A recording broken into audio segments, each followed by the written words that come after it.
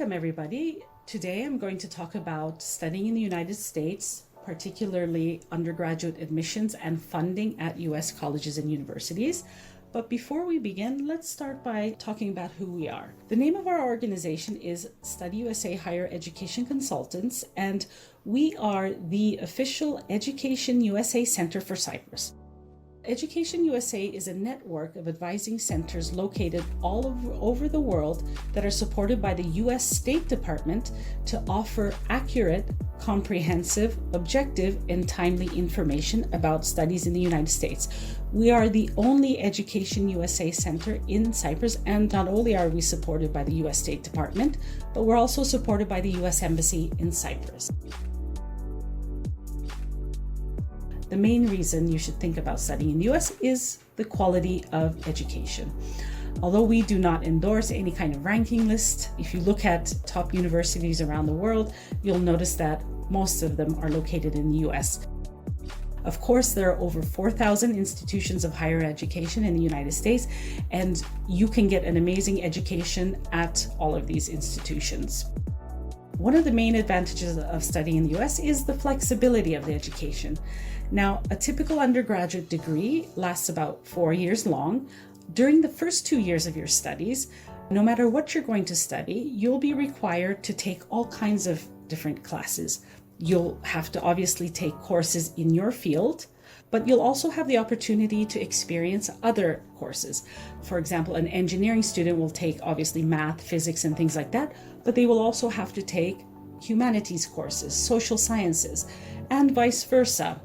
What this allows students is flexibility to take different kinds of classes, but also to decide to make changes to what they're going to study. So, for example, if you're in your first year, you've decided that your field of study or major is going to be mathematics, and you've had the opportunity to take a sociology course, for example, you may discover that you don't like mathematics as much as you like sociology now, and you may decide that you want to change what you're studying, and that is completely okay in the United States. You can change your major easily, and it won't lengthen your studies. Your degree program will still last 4 years, and you won't pay more. So you have this flexibility to take different kinds of courses and to even change your major if you discover that you like something more than your initial major. You can also decide to do a double major, which means studying 2 things at the same time, combining 2 programs. Now, you can do this in many other countries, but usually in other countries, these combined programs are pre-combined for you. So you're studying math and economics together, and the courses that you take are set. But in the US, you're free to decide what you want to combine. You can combine something like math and French, or theater and education, and that would be completely okay. It's still not going to cost more, and no one is going to decide what those combinations are for you in advance. You can also do something called a minor. So your major is your main field of study. A minor is something like a specialization. So you're not taking as many courses as you would for a major, but you are specializing in it. For example, if your major is business and you love French as well and you want to study it, but not enough to do a second major, you can declare that as a minor. So when you graduate, your major will be business, but you'll also have a minor in French, which shows prospective employers that you do have a lot of knowledge in the area of French as well. And you can even change your institution as well. If you go to a university and you find that you don't like it, you're free to transfer to another institution. This is common among universities and colleges in the US. So basically, in short, the system of higher education in the US is there to help you discover what it is that you're passionate about and for you to pursue it. Another thing about US education is that it's very practical as well as theoretical. So you'll learn the theory of everything, but you'll also have opportunities to practice what you've learned or to apply your knowledge. So internships, research opportunities, other kinds of opportunities which will allow you to develop yourself in your field and perhaps in others. You'll find many of those in the United States. As long as you're willing to improve yourself and to learn something, the opportunities are there. Another main reason to think about studying in the US is the value. So students who graduate from US universities are competitive in the job market. So when you're applying for a job in the future, having a degree from any US university shows that you have the skills and the knowledge necessary to pursue the career that you're in.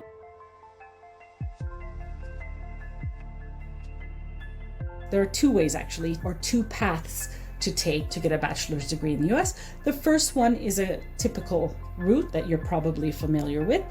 You go to one 4-year college or university in the United States.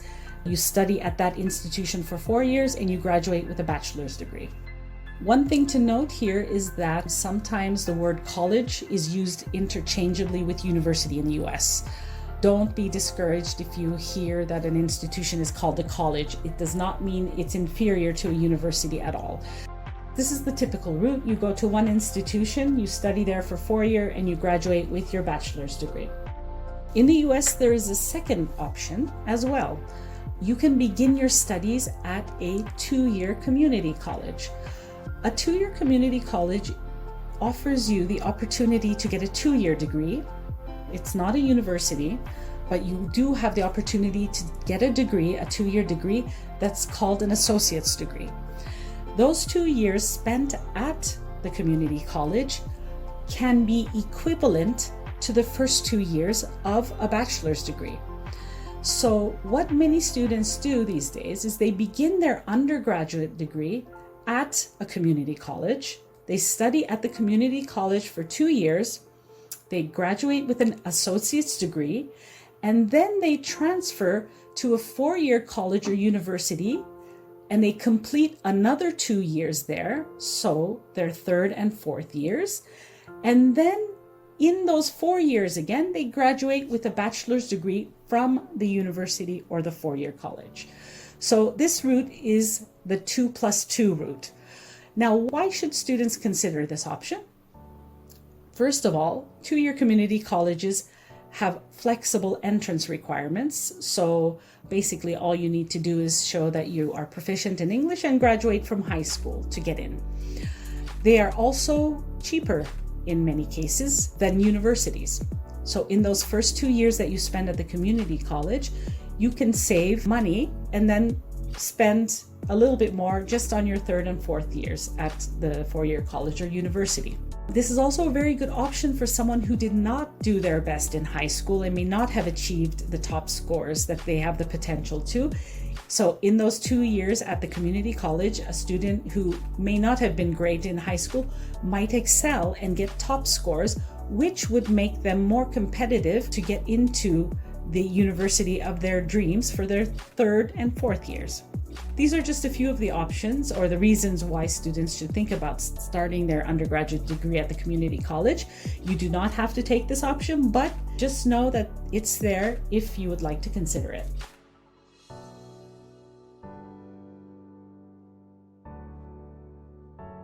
For 4-year colleges and universities, there can be other test requirements. What are those?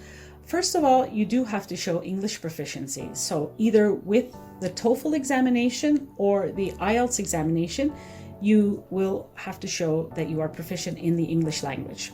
All universities in the US accept the TOEFL, and most of them nowadays accept the IELTS. So you could take either one of them. In addition to these 2 exams, some US universities also accept other exams like the Duolingo test. The best thing to do is to double check with each university that you're interested in. In Cyprus, the TOEFL and IELTS are offered at least once or twice every month. First requirement is showing English proficiency. If you've been studying at an English school and you've been studying in English all your lives, many universities waive the English language requirement or the English language test requirement. So if you're at an A-level school, you're completely studying in English, you could possibly not show a TOEFL or an IELTS result. This is something that you would have to ask the universities that you're interested in. The second test that might be required is the SAT or the ACT.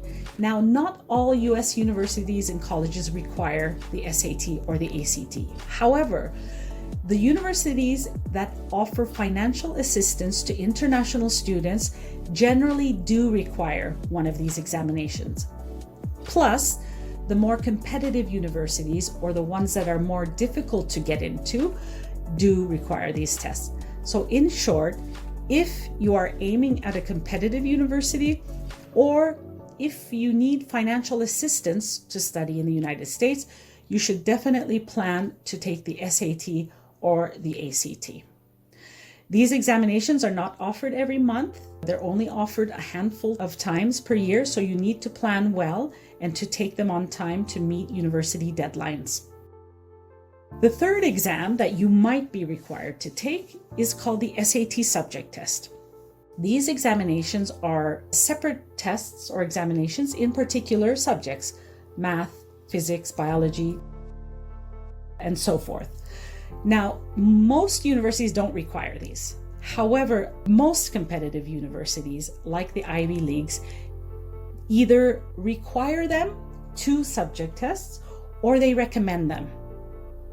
So if you're aiming at a very, very competitive university, then you should plan to take the SAT or ACT plus 2 SAT subject tests and the TOEFL or IELTS. Many of you might be at A-level or IB schools. Do US universities require these examinations? The answer is no. However, if you are studying at a high school that offers the A-levels or the IB, US universities will expect to see your results when you apply. Because if you apply to the universities and just show an SAT or ACT result, and you are applying from a school where everyone else takes A-levels, but you don't have them, that makes you look lazy. So, even though it's not a formal requirement that you take A-levels or IB for most universities in the US, if you are at a high school that teaches these subjects or it prepares you for these examinations, you definitely should take them and you should show them the results. These will make you more competitive for admission and also for financial assistance. Nowadays, the application is online. Well, there are many different kinds of online applications that you might come across. Which application form the universities are using will depend on the university itself. So you have to check the university's website to see. But some of the options that are out there are the university's own online application. So the university might have their own application that you have to fill out, and that might be your only option. Or they might be using an application form like the Common Application or the Coalition Application, which is used by many universities. Or if they're located in the state of New York or California or Texas, for example, those states have their own online application system as well. So in short, you have to definitely check the university that you're interested in to see which online form they're using and fill that one out. Usually they give you 2 options to choose from, but some only have one online application that they're using. Just be careful to choose and to fill out the right one. In addition to submitting an online application form, you also have to submit supporting documents with your application. So you'll have to submit your transcripts from high school, recommendation letters from teachers or your counselor or both. You'll have to submit official test scores. So if the university requires the TOEFL or the IELTS and the SAT and so forth, you have to submit official test scores for those. And you might have to submit some extra essays in addition to the ones that are required on the application form. The transcripts are generally uploaded onto the system by your counselor. The recommendation letters are completed online by your teachers and counselors. The test scores you would have to send directly to the universities through the testing agencies. For example, when you're signing up for the SAT, you set up an account through College Board. And if you want to send your SAT score later on to universities, you can do that through your SAT College Board online account. In short, when applying to the US, it's not difficult. However, you do need to be organized and you need to make sure that you are submitting complete applications and that you're sending everything to the right place. The key to getting accepted into a US university is being organized and submitting everything on time and complete. Now let's talk about when you need to submit your application.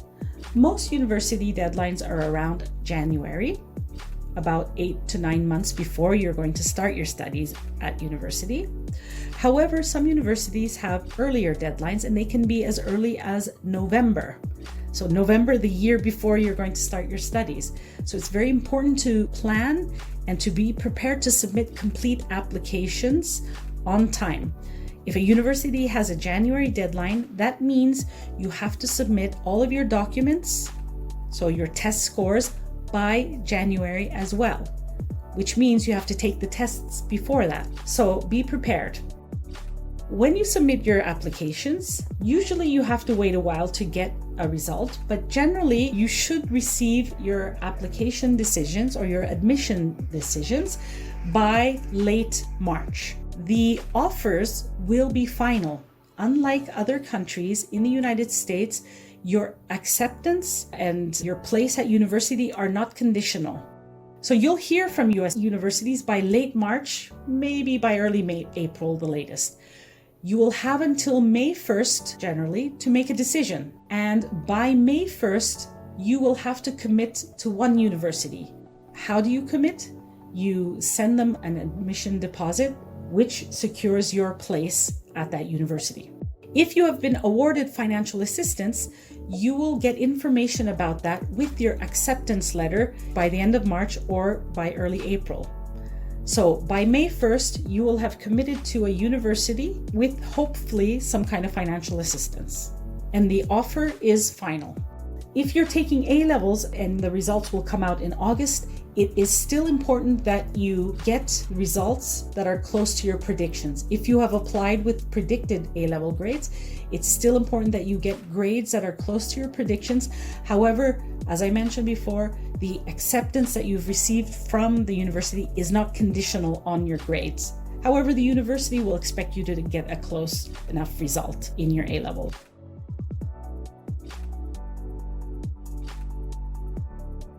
Well, there are over 4,000 institutions in the United States, and the cost varies greatly. So you can find universities whose total cost is about $21,000 per year, and that total amount goes all the way up to $75,000 per year. So there's a huge range, a lot of universities to choose from, and a lot of different costs. There is a preconception that US universities are all super expensive. However, that's not the case, as I've just mentioned. There is a huge range of tuition costs and expenses. Now, the figures I've just quoted include everything. So tuition, fees, living expenses, and health insurance. The cost depends on the university that you're applying to. Please note that just because a university is more expensive, it doesn't mean it's better than a university that doesn't cost as much. One of the main advantages of the US is that there are financial aid opportunities at many US colleges and universities. You just need to be prepared to look for them.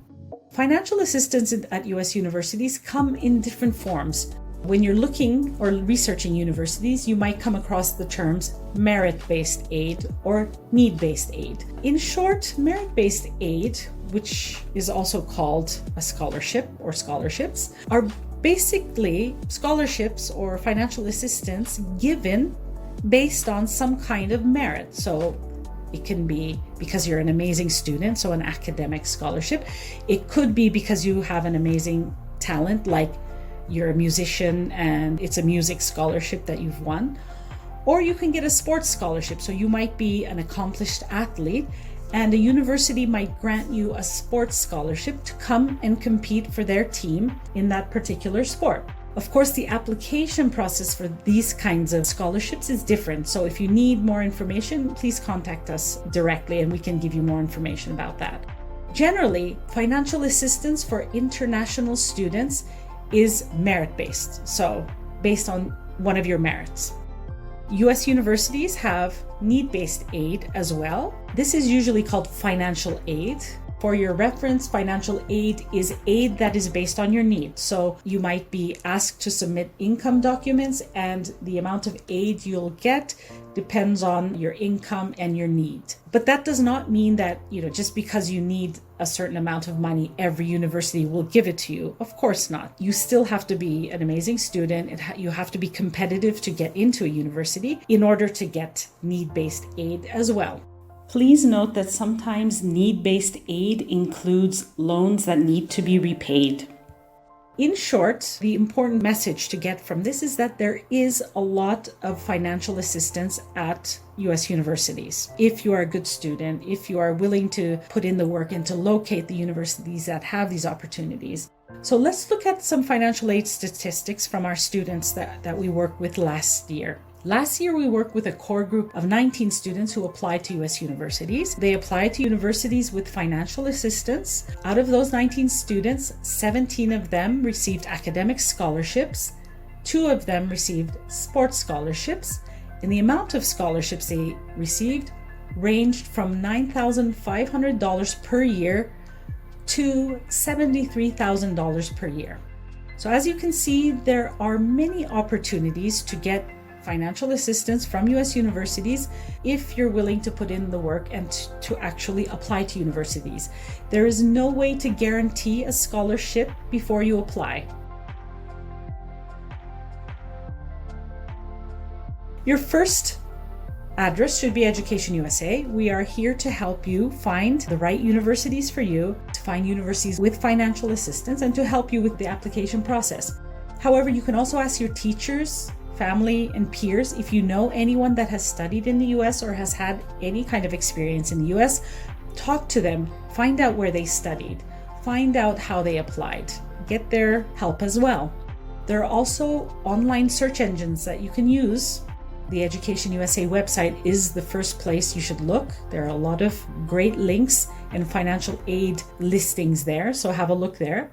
The College Board website is another good one, or the Peterson's website.